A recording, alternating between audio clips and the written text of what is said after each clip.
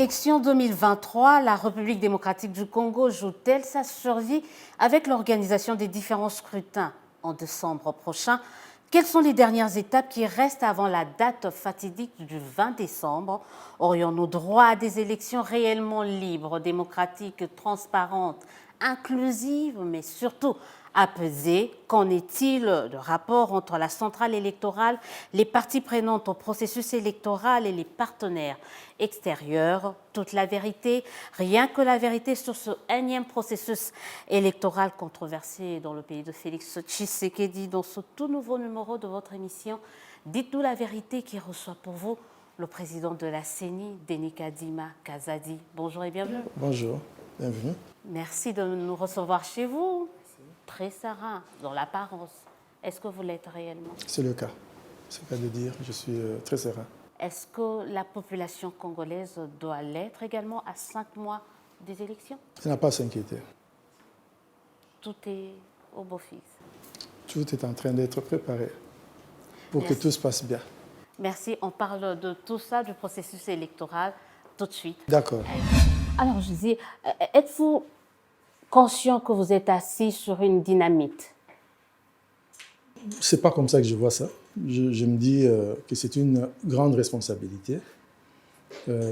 Chacun jouant son rôle, parce que souvent c'est ce qu'on oublie. La CENI, au fond, ce n'est qu'un arbitre, ce n'est qu'un organisateur. En fait, ceux qui doivent être tendus en ce moment, ce sont les acteurs, les compétiteurs. Pas vous? Non. Vous ne l'êtes pas? Moi, je ne suis pas. Non. Pas stressé? Bien sûr, le stress est toujours là parce qu'on doit s'organiser, on doit respecter les délais constitutionnels et tout ça. Mais le stress, c'est ceux-là qui sont en compétition. Stressé, il n'y a pas d'inclusivité, disent certains. Ça ne vous stresse pas qu'il y ait une partie d'une partie prenante de ce processus qui refuse de participer? Ça ne vous inquiète pas? Écoutez, si j'avais écarté les gens, si j'avais exclu certaines personnes, ça allait quand même me préoccuper. Je n'ai épargné aucun effort pour pouvoir inclure tout le monde dans le processus. Et puis à la fin, on se pose la question, mais est-ce que c'est une grande majorité ou bien c'est une minorité importante sur le plan démographique qui boycotte? Je me dis à la fin, non, parce que nous avons plus de 900 partis politiques. Et si un ou deux partis choisissent de ne pas participer, ce n'est pas ça qui doit me donner l'impression que ce n'est pas inclusif. Le processus est très, très inclusif. Et si vous voyez même les chiffres, des candidats, c'est énorme. On va parler de toutes ces questions, mais commençons d'abord par faire le point. Où en sommes-nous? Dans quelle phase du processus électoral nous situons-nous actuellement à 5 mois du 20 décembre? Justement, nous sommes à cette phase où la tension commence à changer de camp. Parce que quand nous avions l'enrôlement des électeurs, c'était nous qui devions tout organiser et atteindre tout Congolais qui réunit les conditions. Mais aujourd'hui, avec la réception des candidatures, la pression est maintenant partagée. Ça signifie que les partis doivent aussi s'organiser. Et malheureusement, nous avons une loi qui est très exigeante en termes de détails, en termes administratifs, les papiers qu'on doit soumettre, les paiements qu'on doit effectuer. Donc, c'est à cette étape où nous sommes. Donc, nous avons fini avec la députation nationale. Nous sommes à l'étape du contentieux électoral au niveau de la Cour constitutionnelle. Et après, pendant que nous le faisons, nous avons déjà ouvert le bureau de réception et de traitement des candidatures en ce qui concerne la députation provinciale ainsi que les élections communales. Donc, et comment ça se passe de ce côté-là? Les gens sont toujours à la traîne, comme c'est le cas lors de la députation nationale, où vous avez l'impression que la tendance est en train de changer? La tendance est toujours la même. Les gens prennent beaucoup de temps.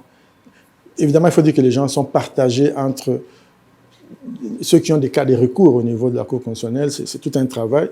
Et généralement, ce sont les mêmes équipes qui doivent aussi déposer les candidatures au niveau de BRTC.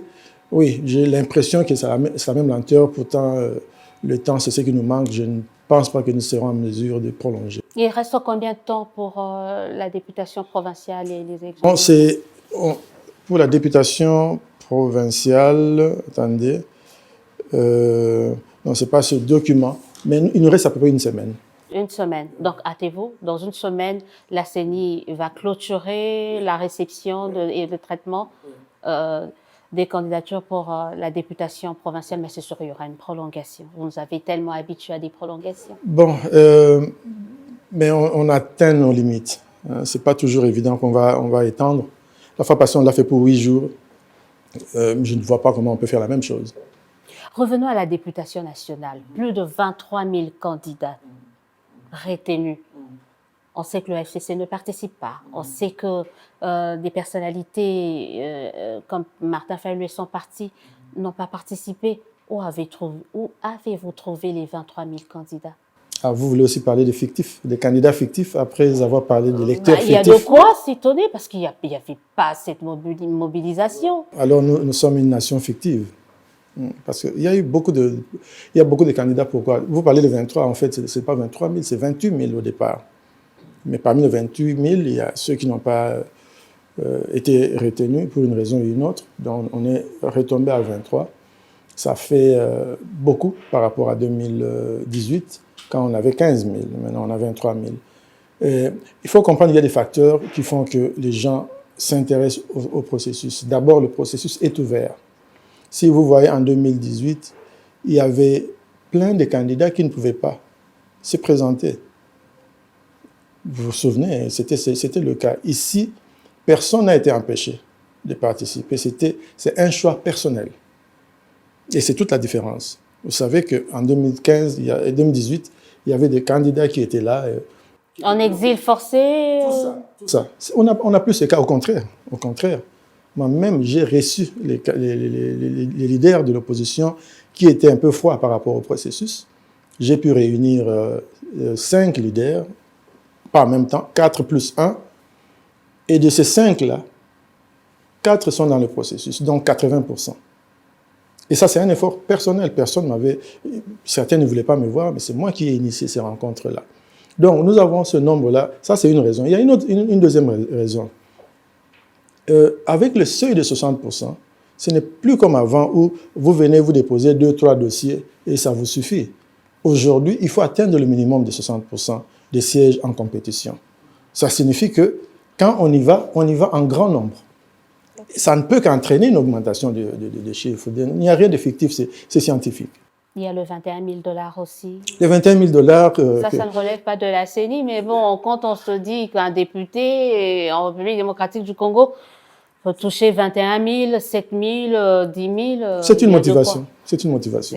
Si j'étais pas ici, j'aurais aussi pensé à ces 21 000 parce que ça ne court pas la rue. Est-ce qu'aujourd'hui, Denis Kadima a le contrôle du processus électoral de bout en bout? On ne peut rien contrôler seul. Et j'insiste souvent sur ça parce que quand quelque chose ne marche pas, on parle de la CENI. Parfois, on oublie que la CENI est un acteur qui travaille dans un certain contexte et qui travaille en collaboration avec d'autres acteurs. La sécurité, par exemple, elle ne dépend pas de nous. Nous devons compter sur les institutions qui s'en occupent. Les compétiteurs doivent faire leur part. Et vous verrez, même quand quelqu'un n'a pas atteint les seuils, il ne vous dira pas que je n'étais pas organisé, il ne vous dira pas que j'avais pas assez de gens, il ne vous dira pas que les frais étaient trop élevés, surtout avec l'exigence de 60% minimum, le seuil. Ils vous diront, non, c'est la CENI. La CENI nous a écartés. C'est le terme qu'on utilise.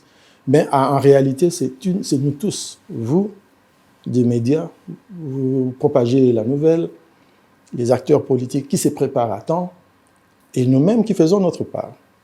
Que répondez-vous à ceux qui estiment que ce processus serait à l'image de vos cartes de lecteur? Plus on avance, plus les photos disparaissent, deviennent floues? En tout cas, le processus ne va pas disparaître. Il est fermement engagé. Nos cartes qui ont eu ce type de problème, c'est vraiment une infime minorité. C'est une série. C'est une série, en fait, techniquement, on nous a expliqué que c'est un problème chimique avec la colle qui a été utilisée sur certaines séries, sur un certain nombre de cartes.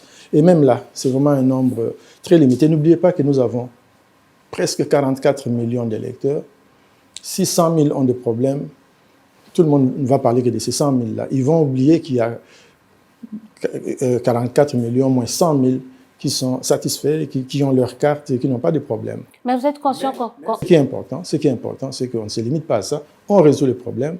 Nos bureaux resteront ouverts jusqu'à ce qu'on ait satisfait tout le monde, que chacun ait ceux qui ont perdu leur carte et ceux qui ont le problème. À cette allure, vous risquez de recommencer l'enrôlement parce qu'il y a un bon nombre de gens qui disent, qui affirment que leur carte pose problème quand même. C'est pas l'enrôlement.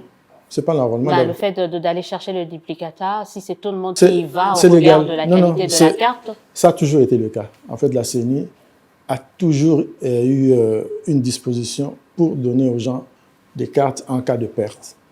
Et si la carte se perd ou bien elle est tombée dans l'eau, vous viendrez à Où la le CENI. visage disparaît, où les écrits ne se voient plus, il faut y aller aussi. Il faut y aller. Et Si- ces cas, les cas pareils, il y en a beaucoup. Et oui, pour ces rares cas, parce qu'il y en a, c'est pas beaucoup. Assez rare. Ouais, c'est assez rare. En fait, c'est simplement que, bon, on en parle. On en parle. Vous savez, nous sommes formatés de telle façon que nous ne puissions constater que les difficultés, que ce qui ne marche pas. Mais si quelqu'un fait très attention, il va se rendre compte que cette commission fait du bon travail. Elle permet aux gens d'observer ces activités. Nous avons permis l'observation long terme. On avait tout plein d'équipes, peut-être pas en nombre suffisant, mais éparpillées à travers les territoires, qui pouvaient aller à nos centres d'inscription, voir comment nous travaillons. Nous avons, à chaque étape, permis, par exemple, les journées portes ouvertes. Les gens sont venus dans nos installations, voir comment nous sommes en train d'enlever les multiples enrôlements, les mineurs et les autres qui ont essayé de manipuler le système à travers des photos, d'autres photos. Tout ça, c'est ce que nous faisons et nous portons ça au public, quoi, nous informons l'opinion publique. Et chaque fois que nous avons des difficultés, cette CENI informe l'opinion. Et quand on vous informe, les gens n'apprécient pas toujours l'information, ils s'alarment. On parle plus du problème et on ne se rend pas compte que c'est une CENI ouverte qui étale tout, qui donne accès. Mais il faut dire que les gens s'attendaient à mieux. On est en face d'une CENI dirigée par un technicien. Jusqu'à présent, je crois que certains disent que le technicien que vous êtes est en train de faire un travail quand même un peu bâclé. Bon, s'il dit ça, je vais laisser le temps nous juger. Vous savez, Rien que par la qualité de la carte, on a déjà vu mieux dans ce pays quand même. c'est bien, mais le temps nous jugera. Parce que vous oubliez que cette CENI a été mise en place en retard et que cette CENI a pu enrôler en 4 mois. C'est du jamais vu. Et le personnel qui est là a beaucoup donné. Nous avons même perdu des agents, rien que pour enrôler. 33 personnes décédées. Certains même noyés dans le fleuve. D'autres victimes de l'insécurité. On n'en parle pas, mais pourtant c'est des sacrifices. Mais on avance, et en 4 mois nous le faisons. On oublie ça. On vous parle d'une carte effacée là-bas qu'on peut remplacer facilement. On vous parle de choses qui ne sont pas irréversibles. On insiste sur ça. On vous parle du fichier électoral. On en parle tout de suite, du fameux fichier. En fait, c'est dommage parce que la réalité est que si vous essayez de voir à chaque étape, vous allez vous rendre compte que malgré le temps limité que nous avions, nous nous sommes promis de respecter les délais constitutionnels. Nous organisons les cadres de concertation où les parties prenantes nous posent des questions, font des suggestions et nous sommes en interaction avec tout ce monde. Donc, il y a plein de bonnes choses, mais il faut que nous aussi, en tant que Congolais, que nous apprenions à nous apprécier. Parce que quand le travail est bien fait, malgré le contexte qui est difficile, parce que le contexte est très difficile, on n'en parle pas assez. Voilà pourquoi certains vous reprochent, Denis Kadima, ainsi que votre bureau, de faire de la date du 20 décembre une fixation au regard de différentes contraintes. C'est la Constitution. Oui, C'est la Constitution. Il faut arrondir les angles. Non, c'est quand on arrondit les angles, justement, on laisse la place à l'arbitraire, on laisse la place à la négligence. Nous devons être disciplinés. Nous devons aussi prêcher par l'exemple. Nous sommes à notre 4e cycle électoral. Nous ne pouvons pas chaque fois reporter. Ça ne fait pas sérieux. S'il y a des Mais contraintes le pays réelles, est occupé, c'est vrai que c'est un aspect sécuritaire qui n'implique vraiment pas la CENI, mais est-ce que vous serez calme, serein d'aller aux élections avec une partie du pays occupé? C'est pas là ce type également, d'élection que là vous aussi, vous voulez touchez à un organiser. secteur qui ne me concerne pas seul, donc c'est avec d'autres. Mais non, non, moi, je veux vraiment qu'on comprenne cela. Tant que nous allons nous apaisantir sur les quelques cas qui ne marchent pas, Et non de moindre d'ailleurs. non, non, non, je vous ai dit, ce n'est pas des cas irréversibles. Même là, à l'est du pays, cette équipe de la CENI comprend que le pays est occupé, mais réserve des sièges pour ces entités-là. C'est cette solidarité-là. Voilà les choses qu'il faut célébrer. Voilà. Parce que, au moins, quand bien même physiquement, cette partie est occupée, mais au moins, ils ne se sentent pas délaissés. Et il fallait toute cette créativité. Si vous parlez d'expertise, voilà les choses sur lesquelles vous devez vous apaisantir. Ce n'est pas parce que le fournisseur a utilisé une mauvaise colle, et ça signifie que nous n'avons pas de compétences. Nous sommes compétents.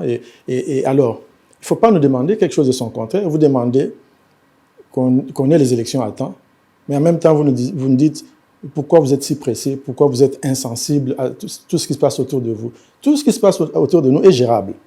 À la fin, il n'y a aucune grande contrainte qui puisse empêcher le pays d'aller aux élections. Et puis, il faut cultiver cette habitude. Il faut que ça devienne une culture. C'est-à-dire, quand on dit que les élections, c'est dans 5 ans, il ne faut pas que les gens se mettent à cogiter, à se dire que non, non, peut-être il y aura glissement, peut-être il faut un dialogue. Non, ça c'est reculé. Nous devons être...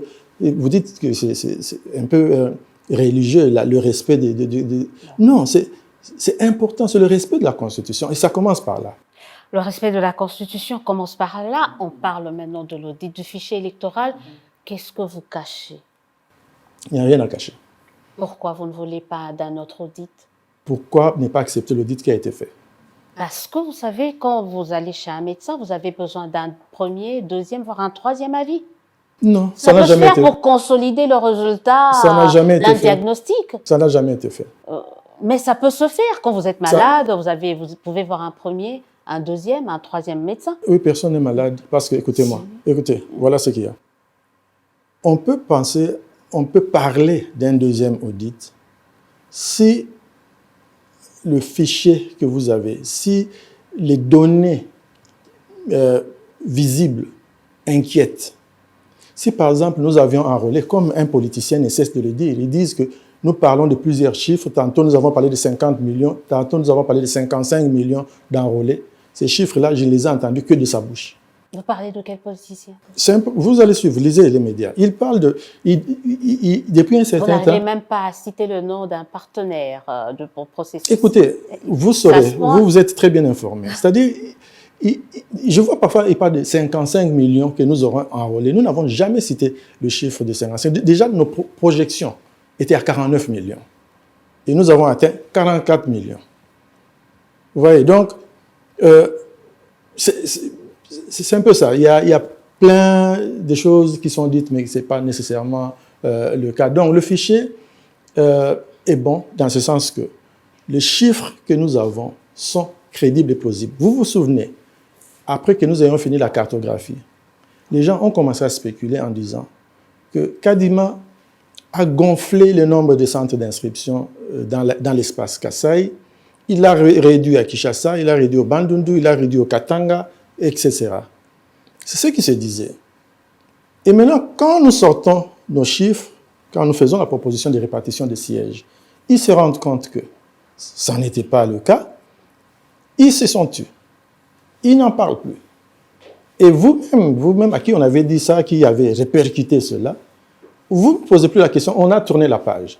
Mais il faut revenir à ça pour vous dire, voilà, ils ont des chiffres qui nous paraissent vraiment plausibles et personne ne s'en est plaint. Comment vous pouvez trouver les chiffres plausibles d'une part, mais d'autre part, vous demandez qu'on rouvre, qu'on reprenne l'audit.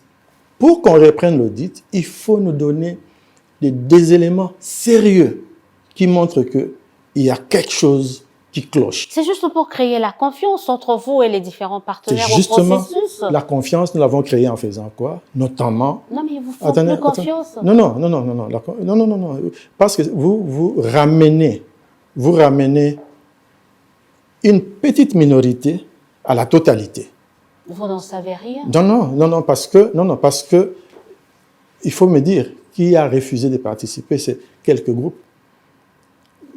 Vous ne voyez que des personnalités, mais derrière elles se trouvent peut-être des milliers de Congolais qui partagent également cet avis. Si tel était le cas, nous aurions vu une certaine agitation dans le pays. Moi, je vous dis que les Congolais attendent les élections.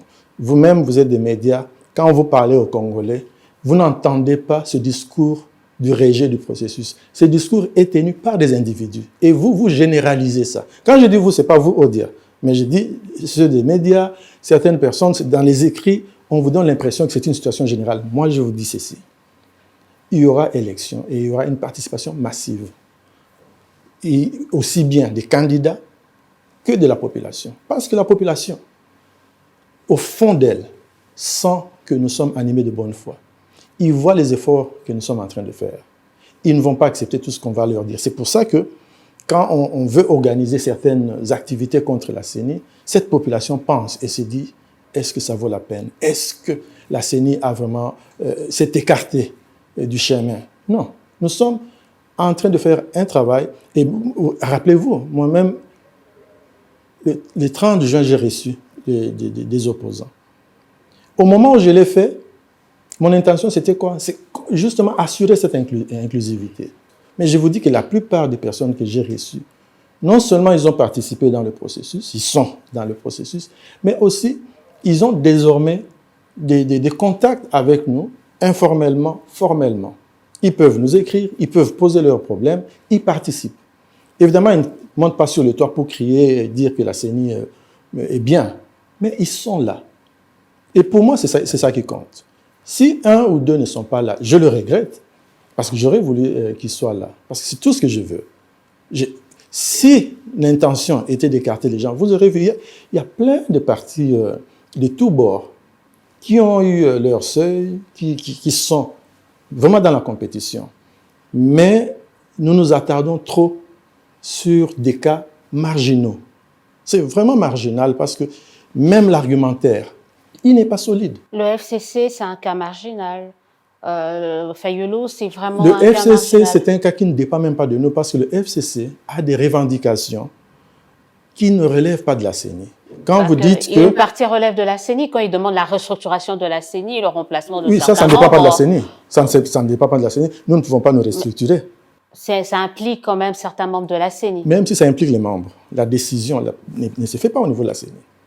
Donc, d'emblée, dès le début, les revendications de l'FCC ne pouvaient pas être... en fait, ce n'est pas la CENI qui pouvait les aider à justement atteindre leur objectif. Donc, c'est pour ça que moi, à peine que je compte le FCC, parce que le FCC, son cas est hautement politique. Ils doivent le faire avec les politiciens. Mais vous aviez eu à demander une audience auprès de... Oui, c'est important que je rencontre les parties prenantes. J'ai demandé cette audience, c'est justement pour trouver un terrain d'entente, mais dans le domaine qui est le mien. Mais vous saviez déjà que les revendications du FCC ne relevaient pas de vous. Vous aviez quand même demandé une audience. Oui, parce que moi, je voulais leur parler du processus électoral. D'ailleurs, je l'avais dit dans mon... Les convaincre, vous vouliez faire la médiation, les inviter à rentrer? Quand nous avons convoqué l'électorat, nous avons dit que nous allions rencontrer ceux des opposants qui ne veulent pas participer pour qu'ensemble, nous explorions des solutions réalistes et raisonnables. Donc, quand c'est réaliste, ça signifie quelque chose qui relève de nous. Quand c'est raisonnable, c'est des demandes qui ne sont pas irrationnelles. Voilà. J'ai écrit parce que c'est un leader. C'était à lui maintenant d'orienter la lettre à travers les structures qu'il chapeaute. Bon, je n'ai pas eu de suite, mais au moins, je ne suis pas fermé. Nous allons continuer à parler à toutes les parties prenantes. Peut-être qu'à un certain moment, ils vont rattraper le train. C'est un peu tard pour le FCC, par exemple. C'est pas tard? Ils ne se sont pas fait enrôler, ils n'ont pas déposé de candidature, c'est tard. Bon, ça, il faut leur poser comme question. Ils savent pourquoi ils ont fait ça. On revient pour savoir sur l'audit du fichier électoral, la SENCO, l'ECC, l'audit citoyen, c'est aussi tard. Écoutez, parfois quand on pose le problème, on doit quand même suivre non seulement les aspects contextuels, mais il faut voir aussi la loi. Nous avons un fichier d'où nous avons sorti les chiffres qui ont présidé à la répartition des sièges. Aujourd'hui, les sièges sont répartis. Même les candidatures qui sont reçues et traitées sont basées sur la loi, sur la répartition des sièges. Donc, à un certain moment, il faut comprendre que faire marche en arrière, ça signifie complètement décomposer tout ce que nous avons fait. Et pour quelle raison? Parce qu'il faut rassurer une certaine opinion. Moi, je vous dis... N'est-ce pas là une bonne raison? Ce n'est pas une bonne raison dans la mesure où il n'y a pas eu le rapport qui est sorti, le rapport des auditeurs externes qui est sorti. On a fait 2 mois. Personne ne l'a lu, ou bien du moins ceux qui l'ont lu ont trouvé que c'était bien fait. Mais en tout cas, on ne l'a jamais critiqué. Entre-temps, nous avons avancé.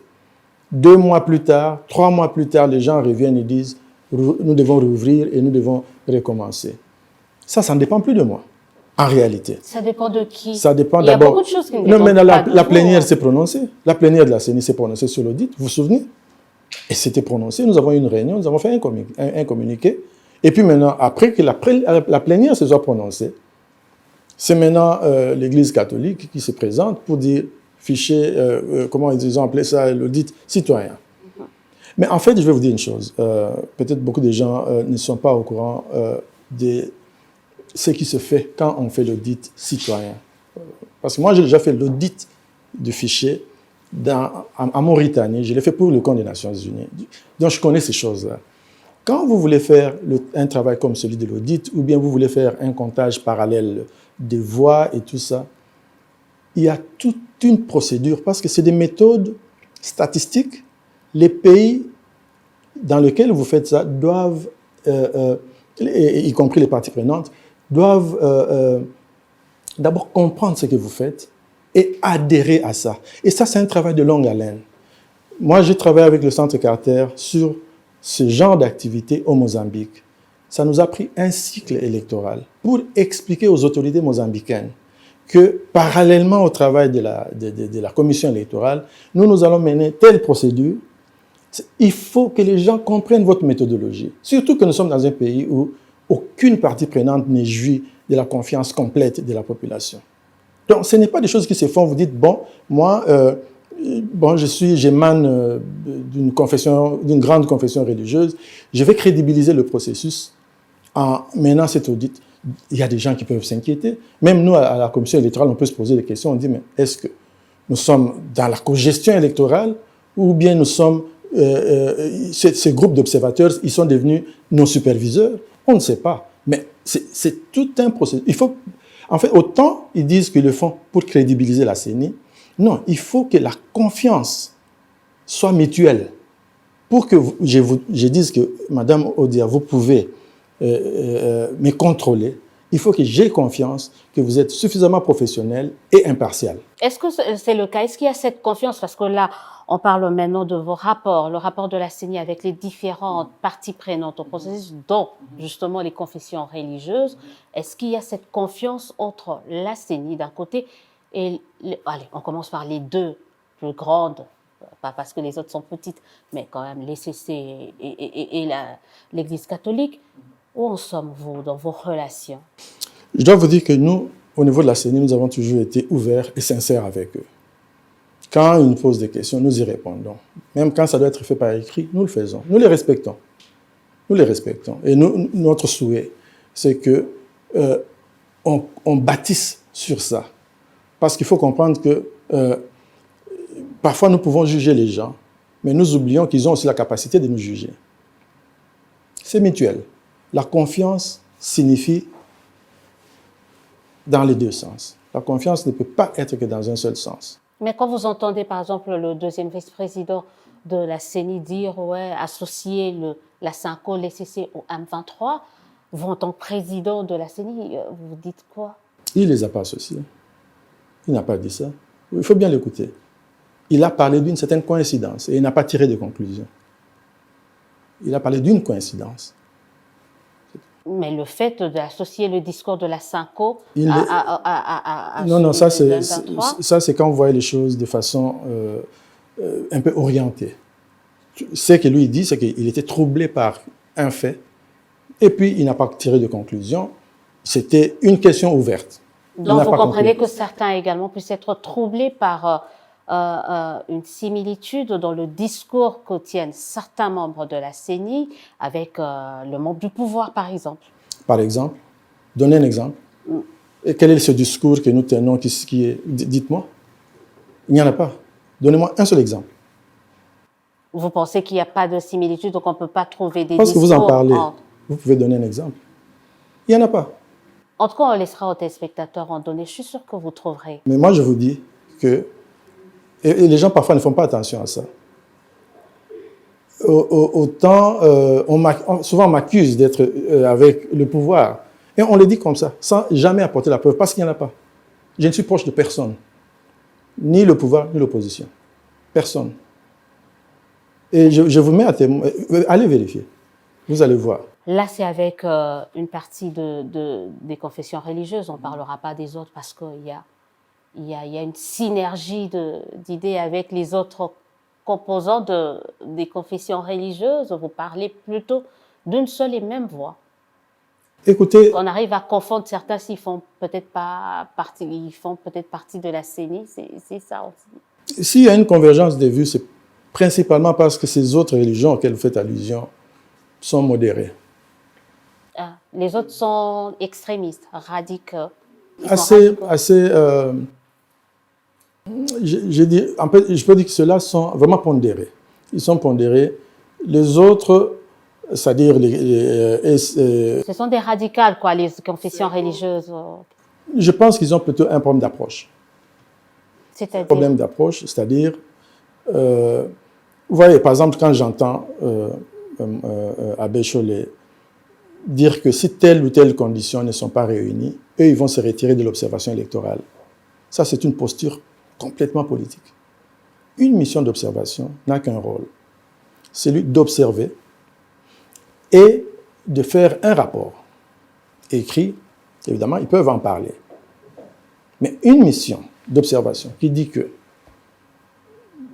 si ceci n'est pas fait, nous nous retirons du processus. Dans mon expérience, seuls les politiques prennent ce genre de posture. Mais ils refusent peut-être d'engager sa notoriété ou la notoriété de sa confession religieuse. Si vous observez, de donner un cultus à quelque chose qui, selon eux, ne marche pas. Ça ne marche pas comme ça. Ça, c'est politique. Une mission d'observation est impartiale au départ. Ils doivent constater et écrire sur ça.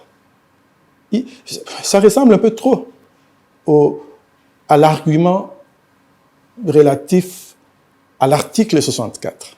C'est un peu ça. Moi, je pense que nos confessions religieuses doivent nous aider. Elles doivent nous aider parce qu'elles ont un rôle, elles ont une place spéciale et peuvent faire beaucoup dans le sens positif. Vous aider, c'est-à-dire parler de la même voix, parler de la Quand même je dis façon nous aider, c'est aider le pays. Pas singulièrement la CENI. Aider le pays dans ce sens que il y a la présomption que c'est là qu'on trouve la sagesse. C'est là qu'on trouve l'amour du prochain. Il n'y a pas beaucoup de signes d'amour. Dans le chef de la Synco et de l'ICC? Très peu. Très peu. Mais je pense que c'est pas tard. Peut-être qu'ils ne s'en rendent pas compte. Moi, je pense que peut-être nous ne le constatons pas en ce moment. Pour la première fois, la Synco, je ne parle pas beaucoup de ECC parce que c'est un petit partenaire dans cette relation-là. Le grand partenaire, c'est la Synco. Alors, la Synco et nous sommes en train de nous découvrir. Parce que la CENI, je ne pense pas que ce soit jamais exprimé par rapport à ce qu'elle pense de la Synco. Je pense que en ce moment où nous nous exprimons, chacun à sa façon, ils vont peut-être comprendre que eux aussi doivent faire un effort. Parce que nous voulons collaborer avec eux. Nous collaborons déjà avec eux. Mais nous pensons qu'ils doivent être très prudents quand ils utilisent un certain langage parce que c'est une relation de collaboration. leurs recommandations, nous les mettons en œuvre. Mais je pense que nous, peut-être c'est notre erreur, nous n'avons jamais dit à la CENCO que nous aimerions avoir un peu plus confiance en vous. Maintenant, nous le disons. Et je pense qu'à notre prochaine rencontre, nous allons clarifier un certain nombre de choses. Je tiens à ce qu'ils soient partenaires. Je pense qu'ils ont la capacité de jouer un rôle plus positif qu'il ne l'est maintenant. Et alors, exploitons cela. Exploitons cela. On a déjà parlé de vos rapports avec d'autres parties prenantes, notamment les partis politiques. Ça va plutôt bien. Avec les partis politiques? Oui. Ah oui. Ça évolue plutôt bien. Absolument. 80% des partis de l'opposition sont dans le processus. Disons 80% de ceux que j'ai rencontrés. De ceux que vous avez rencontrés. Parce qu'il y a d'autres que je n'ai pas rencontrés, mais qui acceptent la CENI, qui participent au processus. Autres partenaires, ce sont des partenaires extérieurs. Est-ce que Denis Kadima a subi une pression extérieure de la communauté ou de la fameuse communauté internationale? Non, je ne sais pas. Il faut le dire maintenant, hein, parce que certains après ont commencé à dire oui, il y avait la pression de la communauté internationale. Là, on est à 5 mois. Est-ce qu'il y a une quelconque pression des partenaires extérieurs de la fameuse communauté internationale? Les partenaires que moi j'ai rencontrés font montre de bonne foi. Ils sont intéressés par notre processus, ils veulent que ça se passe bien. Ils comprennent que le pays n'a pas besoin d'un autre front. Il faut que sur le plan démocratique, que les élections se passent bien. Même eux-mêmes, ça va faciliter leur engagement avec notre pays. L'immixtion dans le déroulement du processus, il n'y en a pas. En tout cas, pas à mon niveau. Pas à mon niveau, parce que nous avons... Les interférences, les injonctions, il n'y en a pas. Injonctions. Nous sommes un corps indépendant. Nous sommes indépendants et très, très jaloux de cette indépendance. Je pense qu'il y a plutôt une relation de respect. On se rencontre, chacun parle librement. Et moi, je pense qu'avec le temps, beaucoup ont compris que nous sommes animés de bonne foi et que nous travaillons bien pour atteindre cet objectif-là. Si vous voyez les dernières déclarations, notamment de l'Union européenne, du moins l'ambassadeur sortant, même Madame la sous-secrétaire d'État intérimaire qui est venue, Madame Victoria Nuland. En tout cas, dans ce milieu-là, au niveau du PNUD, au niveau de IFES, au niveau des partenaires techniques et financiers, moi je pense que les professionnels qui comprennent les élections se rendent de plus en plus compte que la CENI fait de son mieux pour que ça aille bien et que si jamais il y avait des problèmes, la CENI demeure ouverte à résoudre ces problèmes-là tant que c'est dans sa compétence. Pour l'instant, Denis Kadima et d'autres membres de la CENI sont à l'abri des sanctions extérieures. Ce n'est pas ça mon obsession. Moi, je fais le travail. Oui, parce que les sanctions, je sais qu'il y en a qui demandent des sanctions contre nous, mais il faut amener des preuves que nous sommes en train de mal nous comporter. Et moi, je pense que beaucoup de gens apprécient. Partout où je vais, je demande aux gens, qu'est-ce que vous pensez du processus? Ce n'est pas parce qu'ils me parlent, ils me montrent leur carte d'électeur, ils me disent qu'ils vont voter. Donc moi, je pense que la majorité silencieuse est avec nous, sans doute. La hauteur de la participation, hauteur en termes d'argent, en termes financiers, de la participation de la communauté internationale, vous l'estimez à combien? Nous ne prenons pas l'argent directement de la communauté internationale. C'est comme si leurs principes ne le permettent pas. Parce qu'en tout cas, au jour d'aujourd'hui, nous n'avons pas reçu un seul centime de la communauté internationale. Il y a des dépenses qui sont faites dans le cadre d'une certaine collaboration, mais faites directement par eux. Donc aujourd'hui, 100% de ce que nous recevons vient de notre gouvernement. On va très bientôt terminer cette émission. On parle quand même des membres de la CENI certains membres de la CENI, ou les parents des membres de la CENI qui découvrent subitement une vocation à la députation nationale. Ça manque d'éthique au niveau de la CENI quand même. Il n'y a pas trop d'éthique quand même. Non. Il faut... c'est vrai, la loi permet, mais l'éthique... Non. Il faut bien recadrer les choses. La CENI est très consciente de cette réalité-là. D'abord, la loi interdit aux membres de la CENI et au personnel de celle-ci d'être candidats. Et nous avons enlevé de nos listes des agents de la CENI. Les membres n'ont pas postulé. Ça, on sait, mais les parents, les proches parents... Attendez, j'en viens. Donc, Il faut mettre tout dans le contexte. Donc, la CENI a enlevé ceux de ses agents qui avaient postulé. Maintenant, par rapport aux membres de la famille, la Constitution d'abord, reconnaît à chaque Congolais le droit de se porter candidat. Maintenant, qu'est-ce que les membres doivent faire? Ils ne peuvent pas dire à leurs membres de la famille, ne postulez pas. Ils doivent, et c'est ce que nous sommes convenus, ils nous disent que j'ai ici potentiellement une situation de conflit d'intérêts, et nous sommes au courant, et quand nous allons délibérer sur ce cas-là, ils ne pourront pas être là pour décider du sort de leurs membres de famille. C'est ce qui a été levé comme option? C'est ce qu'on appelle le principe de bonne gouvernance. C'est ça le principe de bonne gouvernance, et nous en avons discuté, et tout le monde comprend cela. Donc, dans nos maisons, on peut se calmer, il n'y aura pas de favoritisme, népotisme. Il n'y aura pas de favoritisme. On risque de se retrouver quand même avec... Non, mais écoutez, ils ont le droit de se présenter. Si quelqu'un gagne, il gagne normalement. Mais ça ne sera pas le résultat d'un favoritisme. Les dernières étapes qui nous restent avant le 20 décembre, qu'est-ce qu'il reste à faire au niveau de la CENI? En gros, ce qui nous reste, c'est d'abord continuer la réception des candidatures pour les autres scrutins.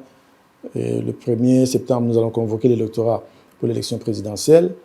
Et dès le 2, nous allons commencer à prendre les candidatures. Et après cela, à part le travail en interne sur le plan logistique, opérationnel, mais après cela, ça sera... la campagne.